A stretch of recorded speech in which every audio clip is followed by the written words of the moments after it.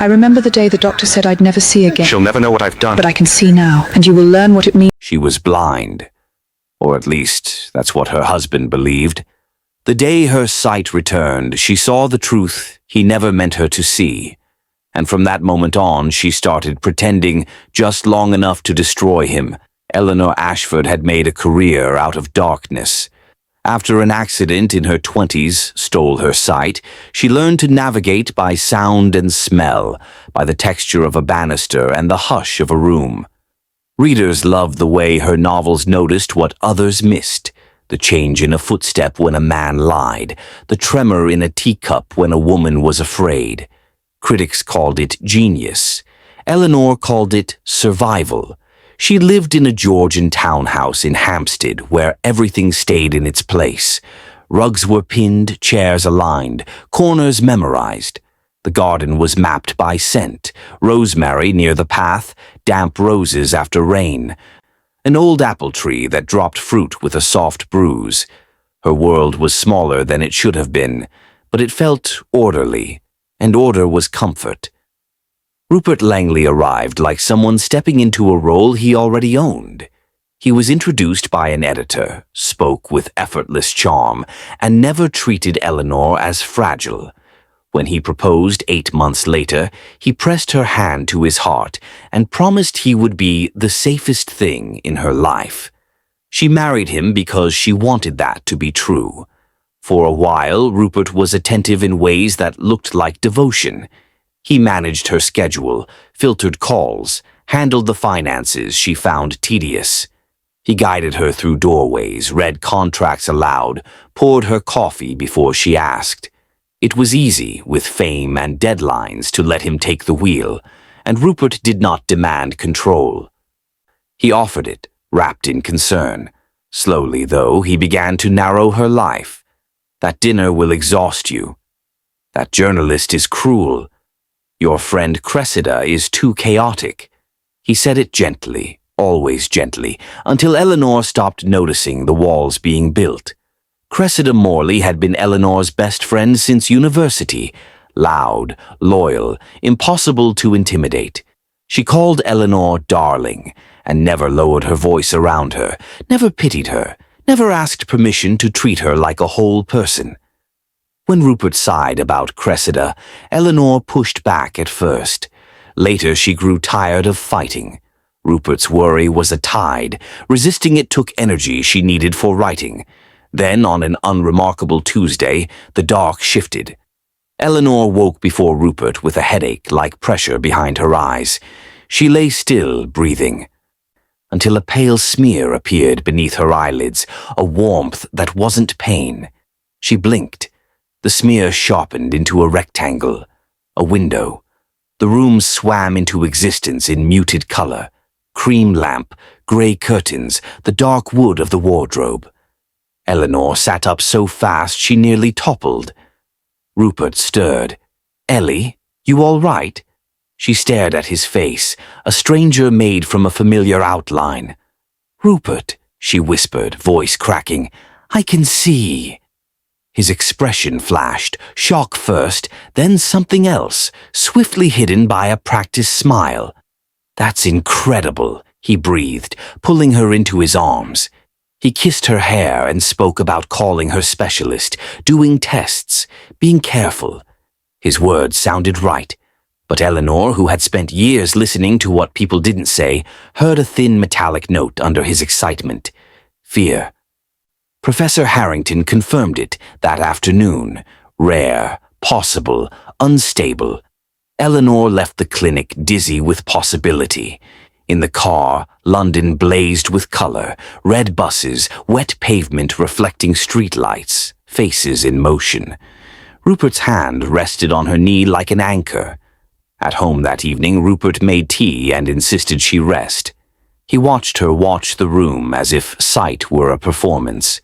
"You must be exhausted," he murmured. "I'm exhilarated," Eleanor said, laughing, and saw Rupert's smile not quite reach his eyes. Later, Rupert went upstairs to take a call. Eleanor stayed on the sofa, staring at the fireplace, trying to marry this new visual world to the one she knew by touch. Rupert's voice drifted down, muffled, but clear enough. "No," he said quietly. "Not yet. She thinks it's real. I need time." Eleanor's body went rigid. A pause, then Rupert again, sharper. "If she starts looking, she'll notice." "Notice what?" He paced. "Imogen, listen. We stick to the plan. Don't come here unless I say." Imogen, a name Eleanor didn't know. Plan sat in her mind like a knife laid on a table. When Rupert came downstairs, his face was calm. "Work nuisance," he said, kissing her forehead. Eleanor returned the smile because her instincts had snapped awake and told her one thing with icy certainty. Rupert did not yet understand how much she could see. She decided to keep it that way. In the days that followed, Eleanor wore dark glasses and carried her cane. She let Rupert guide her even when she could see the doorframe. She misjudged distances on purpose. It felt like betrayal. Of herself. Of every hard year she had endured. But it gave her something she'd never had. The advantage of being underestimated. She began to watch Rupert the way she watched characters in a draft, looking for inconsistencies. His phone was suddenly always face down. He took calls in the garden with the door shut. His shirts sometimes carried a powdery, expensive perfume that wasn't hers. He became quicker to irritation, quicker to soothe it with charm. Then Cressida rang. Eleanor saw her friend's name glowing on the screen and felt a rush of relief so fierce it made her hands tremble. "Cress," she breathed. "Ellie," Cressida said, breathless. "I knew he'd been keeping you from me. Are you alone?" "Not really," Eleanor said, glancing toward Rupert's footsteps in the kitchen. "Listen," Cressida whispered. "I've had messages from someone pretending to be your assistant, asking about your accounts. Rupert tried to corner my solicitor friend about a trust in your name. Something's off. I can feel it. Meet me. I've got papers. I've got proof." They agreed to meet the next afternoon in a cafe by Primrose Hill. Eleanor told Rupert she wanted a walk. Rupert insisted on coming. On the street, Eleanor saw his hand on her elbow, the way he steered her for other people's benefit. She kept her face lowered and played blind, while her eyes drank in autumn trees and hurried strangers. Cressida sat in the cafe corner, posture rigid with worry. When she hugged Eleanor, she whispered, "You look different." Eleanor smiled and lied. Under a menu, Cressida slid an envelope into Eleanor's hands. "Take this," she murmured. "Read it in private. And Ellie, if anything feels wrong, you call me, day or night." Rupert sat close by, pretending to check emails. When he returned with tea, he smiled at Cressida. "Do try not to overwhelm Eleanor," he said smoothly. "She's still recovering." Cressida's jaw tightened. "Of course." That night, Eleanor opened the envelope. Bank statements showed transfers from Eleanor's accounts to a shell company. The director, Rupert Langley. There were photographs too. Rupert entering a Mayfair hotel with a tall woman in a crimson coat. The investigator's report named her Imogen Vale, and at the bottom a note that made Eleanor's stomach turn. Subject has expressed urgency regarding the Morley problem. Morley, Cressida. 2 days later, Rupert delivered the news with a voice full of counterfeit sympathy. "Terrible thing," he said. Cressida had an accident. Lorry on Finchley Road. Instant, apparently. Eleanor stared at him through her dark glasses and watched the tiny flicker at the corner of his mouth. Relief. Satisfaction. Not grief.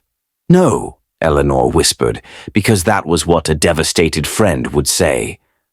Rupert gathered her into his arms and murmured that perhaps it was for the best that Cressida had always dragged her into chaos. Eleanor let herself go limp against him while something inside her turned hard as flint. That night, she waited until Rupert's breathing deepened. Then she moved.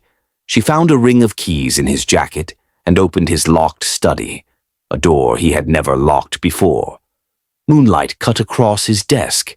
Eleanor searched with methodical calm. In a bottom drawer, she found documents, property transfers, forged signatures, a draft will leaving everything to Rupert. There was also a letter on clinic letterhead claiming Eleanor's condition made her vulnerable to accidents. Eleanor knew it was fake. She had met Professor Harrington's real tone. On a shelf sat a small wooden box. Inside was a flash drive. Eleanor stood in the dim room, looking at the evidence of a life being rewritten without her consent, and felt something in her settle. Rage, yes, but also a startling clarity. Rupert's promise to be the safest thing in her world had been a tactic, not a vow. She had been married to a plan. She called Detective Sergeant Callum Reed the next morning. They had met years ago at a book festival where Reed spoke about the gap between real crime and fictional crime.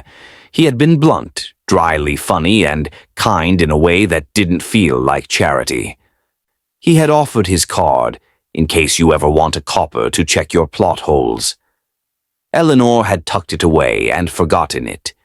Now, her hand steady despite the tremor in her chest, she dialed. "Reed," came a graveled voice. "It's Eleanor Ashford," she said. "I need help, quietly." They met in a noisy museum cafe, tourists and school children providing cover. Rupert insisted on accompanying Eleanor, of course, smiling for the world as he guided her chair back. Reed watched Rupert with a policeman's stillness. When Rupert went to order drinks, Eleanor leaned across the table and whispered, "My sight came back. He doesn't know." Reed's eyes sharpened. "Why hide it?" "Because my friend is dead," Eleanor said. "And I think my husband arranged it." She slid the flash drive into Reed's hand under the tablecloth. Reed's fingers closed around it like a promise. That evening, Reed called from a withheld number. "There are videos on it," he said, voice tight. "CCTV, by the look, your husband meeting Imogen Vale, papers being signed, and one clip, Rupert arguing with Cressida outside her flat. It ends with him shoving her. Not enough alone, but enough to start." Eleanor closed her eyes. "So he did it." "We don't know how far it goes yet," Reed cautioned, "but it goes somewhere bad. You need to be careful." Eleanor's voice went flat. "Careful is what got me here." Reed paused, then said, "All right, we gather more. Officially, I need a case file, but I can work unofficially to collect evidence. Imogen Vale may be the weak point. She's ambitious. People like that talk when they think they're safe." Eleanor understood. "You want to lure her?" "I want to catch Rupert," Reed said. "Imogen is a lever." Eleanor smiled without humor. "Then let me be the hand that pulls it." Before the gala, Eleanor had days of dangerous waiting. Rupert, sensing something had shifted, became extra attentive. He offered to read her fan mail aloud in the evenings, to keep her spirits up. He suggested a short trip to the countryside, somewhere quiet, and when she declined, his kindness frayed. "You've been prickly," he said one morning, buttering toast with a deliberate, careful hand. "Is the headache worse?" "It comes and goes," Eleanor replied, keeping her gaze slightly unfocused, as if her sight were still unreliable. Rupert's eyes narrowed. "You're sure you're not straining? Harrington said you mustn't push yourself.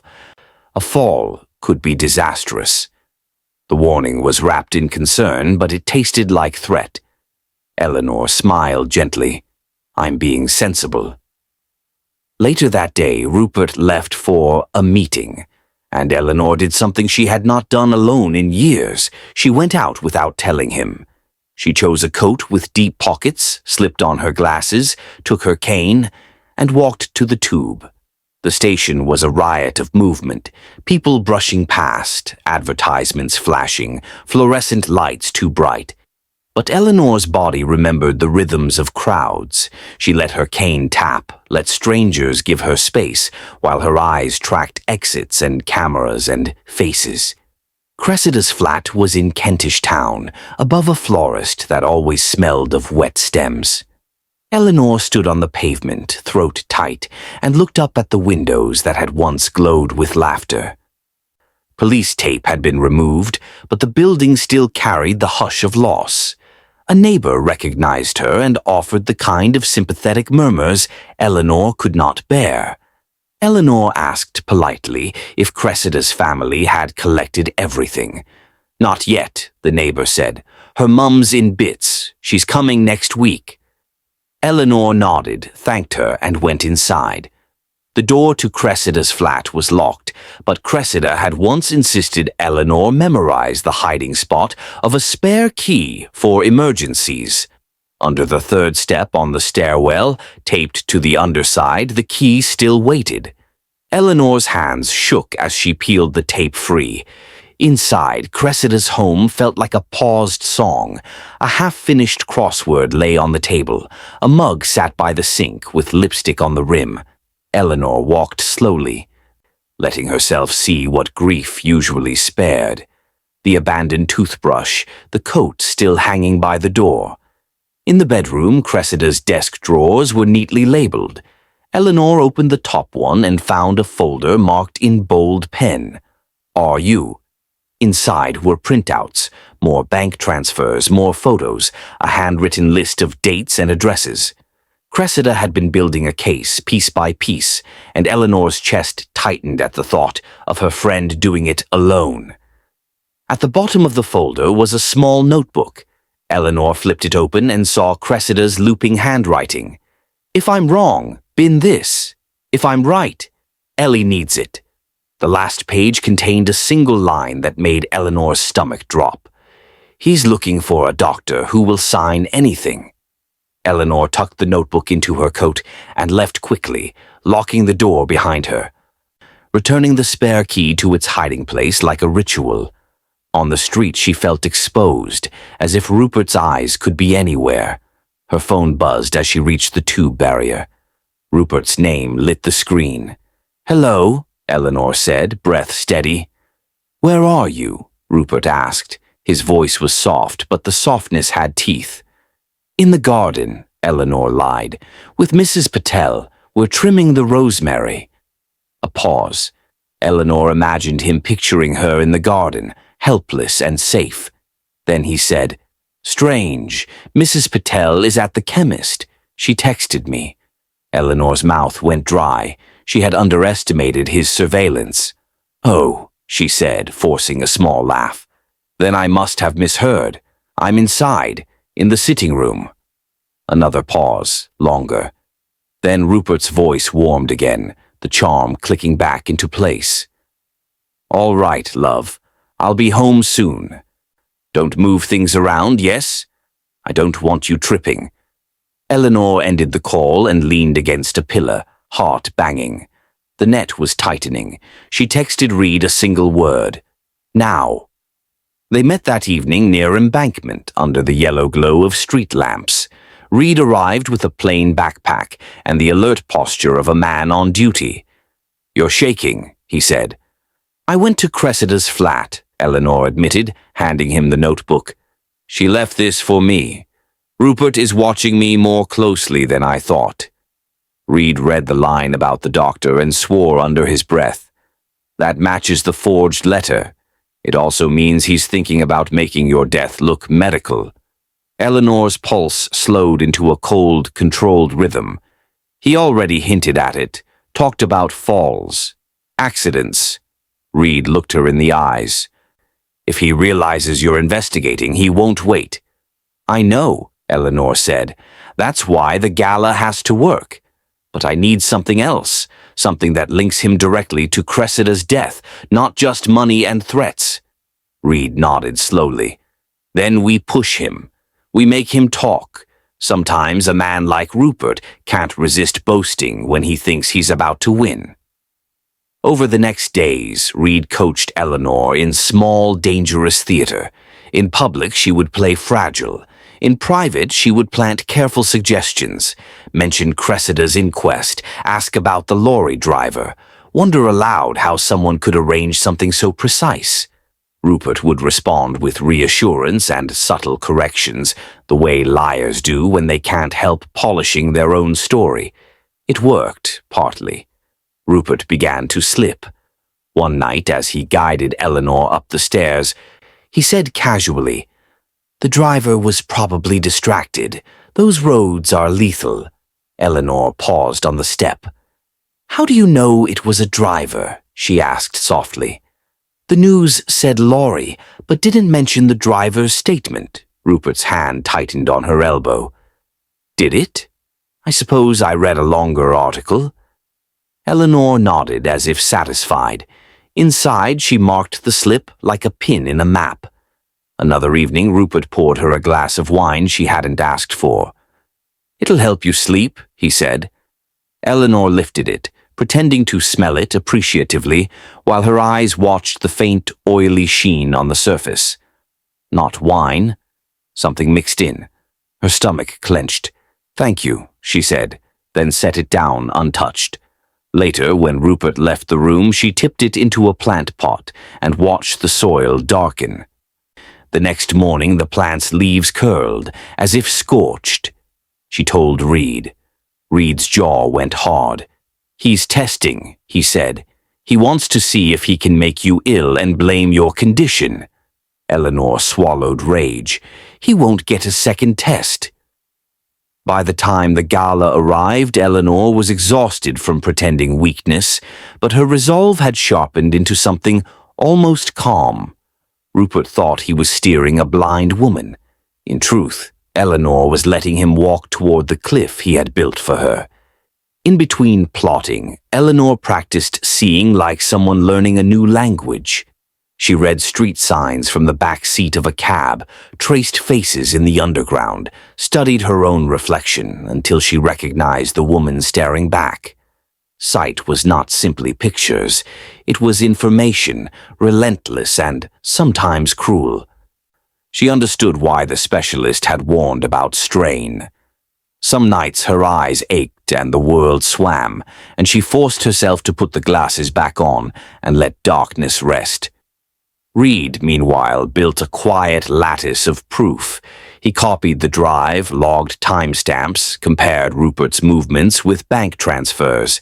He pulled traffic camera footage near Finchley Road and found Rupert's car idling 2 streets away the night Cressida died. He couldn't yet prove why Rupert was there, but the pattern was tightening. "We're close," Reed told her. "Close enough that he'll feel it." Once, Rupert came home early and found Eleanor in the study, fingers on the bookshelf where she'd hidden Cressida's first envelope. He went still in the doorway. Eleanor froze too, then smiled vaguely and said, "I was just looking for my old drafts." Rupert's gaze lingered on her hands, suspicious. Then he kissed her forehead and left. Eleanor waited until his footsteps faded before she exhaled. They planned quietly, meeting in places Rupert wouldn't suspect. A library reading room, a crowded station cafe. Reed planted a tracker on Rupert's car. Eleanor listened to Rupert's calls and noted patterns. Every Thursday, Rupert visited Soho and returned smelling of that powdery perfume. Eleanor pretended not to notice. The plan crystallized around a charity gala, one Rupert could not refuse because Eleanor's publisher was hosting and cameras would be everywhere. Eleanor would hint that she might revise her will. Rupert would panic, run to Imogen, and in that panic he might say the things he usually kept locked inside. On the night of the gala, Eleanor wore a deep green gown and dark glasses. Rupert guided her with theatrical devotion, murmuring, "My brave Ellie," for any photographer within earshot. Eleanor smiled as if she were flattered, though his hand felt like a leash. Halfway through the evening, Eleanor turned to Rupert and said lightly, "I've been thinking about estate planning." Rupert's fingers tightened at her back. "Oh?" "Yes," she said. "I want to set up a trust for literacy projects, perhaps something that bypasses you just in case. I worry about burdens on you if something happens." Rupert's face went very still. "Bypasses me?" Eleanor nodded serenely. "You have your own money, darling." She drifted away before he could interrogate her further. 10 minutes later, his phone buzzed. He checked it, then leaned close. "I need to step out," he said. "Work call. Stay with the publisher's wife." Eleanor lifted her chin, blind smile fixed. "Of course." She waited long enough to make his departure believable, then slipped through a side exit where Reed waited in an unremarkable car. Eleanor climbed in, heart hammering. "He's going to her," she said. Reed started the engine. "You stay in the car. I'll record what I can." "No," Eleanor said. Reed glanced at her. "Eleanor." "I'm done being managed," she replied. "I'm coming." They followed Rupert through rain-slick streets to a townhouse near Chelsea. Rupert went in without hesitation. Reed parked down the road and adjusted a camera. "This is risky," he murmured. "Everything is risky now," Eleanor said. She took her cane from the floor and stepped out, putting the blind performance back on like armor. They walked to the door together. Reed rang. A moment later it opened. Imogen Vale looked like a magazine cover, sharp cheekbones, glossy black hair, robe of pale silk. Her eyes flicked to Eleanor's glasses and cane, and amusement curled her mouth. "Yes?" Imogen asked. Eleanor tilted her head toward the sound of her voice. "Imogen Vale. I'm Eleanor Ashford. I think you know my husband." Imogen's gaze sharpened. Behind her, a muted lamp cast warm light on minimalist furniture. "Do I?" she said, feigning innocence. Eleanor's voice softened into manufactured vulnerability. "I overheard his call. I was frightened. I thought maybe you could help me understand. Rupert's been distant since my friend died. I don't know what's real anymore."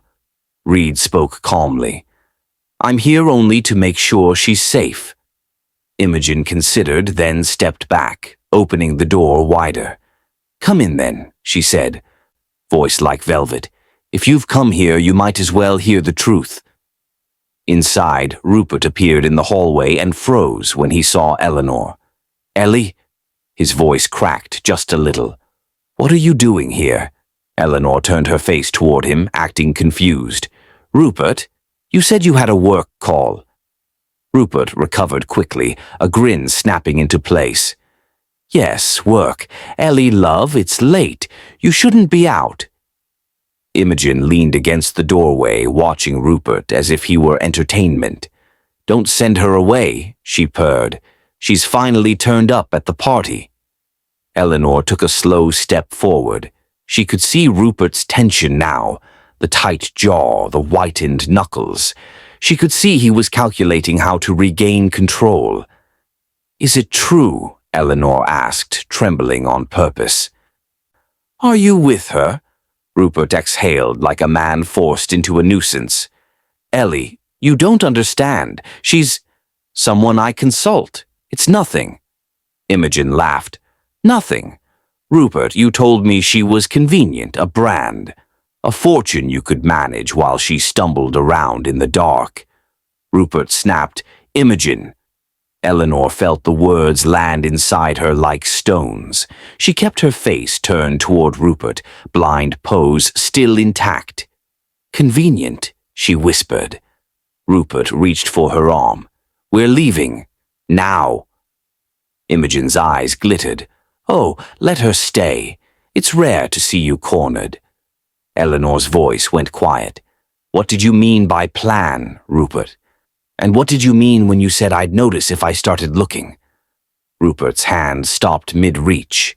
His pupils tightened. Eleanor removed her glasses slowly, letting them hang from her fingers. "Because I have started looking," she said, "and I can see." Imogen's smile faltered. "What?"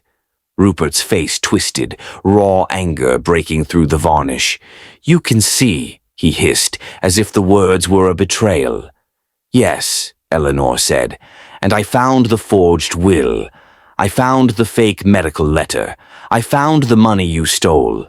Rupert's nostrils flared. "You were never meant to find those." Eleanor's voice sharpened. "Tell me about Cressida." A beat of silence. Imogen's eyes flicked between them, now wary.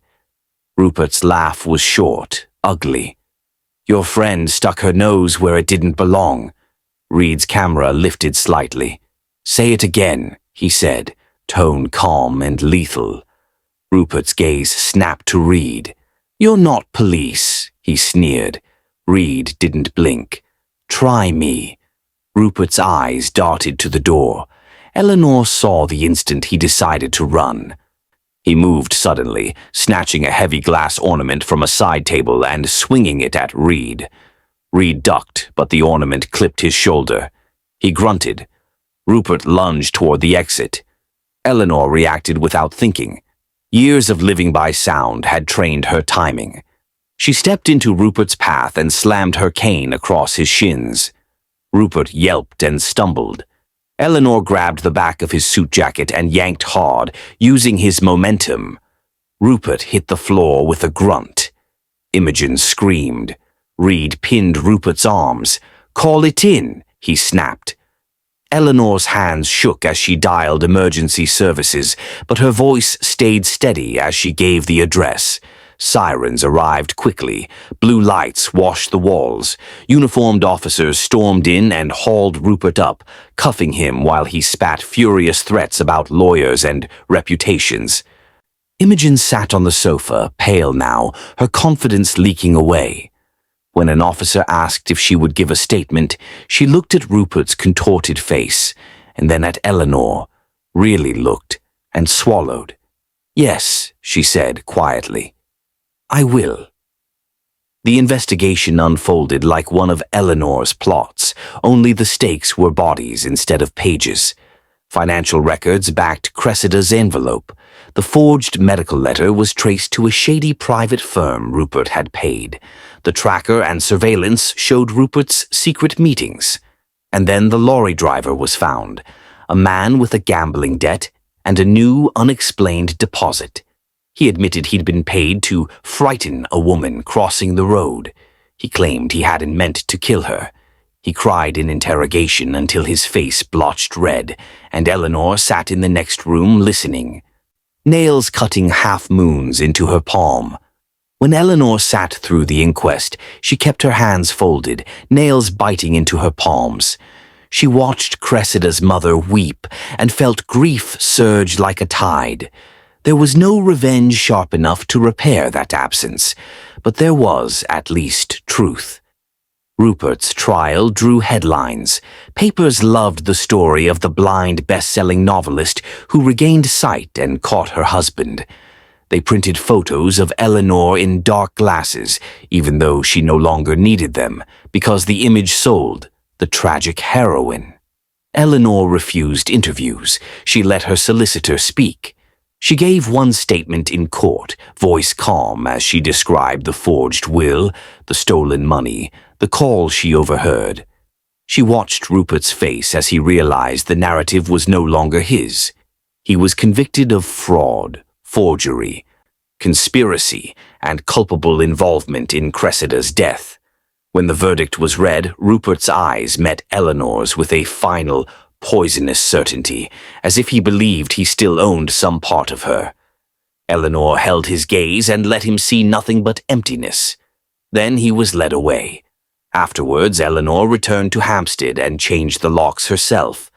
Mrs. Patel made tea and scolded her for not eating. Eleanor hired a new solicitor and a financial advisor who spoke plainly and asked permission before touching anything. For the first time in years, her home felt like hers. One rainy afternoon, Reed arrived with a paper bag. "Pasties," he said, as if that explained everything. Eleanor laughed and let him in. In the kitchen, he sat at the table, rolling his bruised shoulder. Eleanor poured tea. watching the steam curl upward like a small ghost. I keep thinking I should have seen it earlier, she admitted. Reed shook his head. He designed it so you wouldn't. That's what predators do. They don't just lie. They build worlds where their lies are the only light. Eleanor looked out at the garden, wet leaves bright against dark soil. I used to think blindness was my weakness, she said, but it taught me how to notice. He forgot that. Reed's mouth quirked. He forgot you were the one who writes murders for a living. Eleanor's smile softened, then faded. I miss Cressida. Reed reached into his coat pocket and set something on the table. A silver bracelet with tiny charms. Found among Rupert's things, he said. Evidence team released it. It belongs with you. Eleanor's fingers trembled as she touched it. The charms chimed faintly, a sound she remembered from laughing nights and shared secrets. Tears rose, but they did not return her to darkness. They only made the world shimmer. Thank you, she whispered. Reed cleared his throat. Imogen took a deal, testified, handed over account details. She's being relocated. Eleanor's jaw tightened. She helped ruin my life. She also helped put him away, Reed said gently. People aren't one thing. Eleanor nodded slowly. Neither am I. After Reed left, Eleanor went upstairs to her study. Her typewriter waited on the desk like a faithful animal. She sat, rolled a blank sheet into place, and placed her fingers on the keys. She thought about Cressida slipping that envelope under a menu. She thought about Rupert's hand on her elbow, steering her. She thought about the moment she removed her glasses and watched Rupert realize the dark was gone. Eleanor began to type. The first page was not about Rupert or Imogen or even revenge.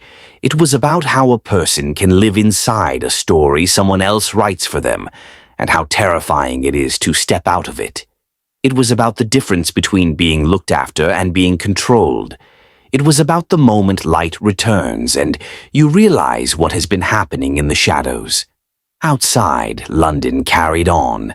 Buses groaning at corners, rain tapping windows, distant sirens. Inside, Eleanor's keys clicked steadily, each sentence another step taken without Rupert's hand. In her new book, the wife would not remain blind. The dangerous thing would not be her disability, but her clarity. And this time, Eleanor would write the ending herself.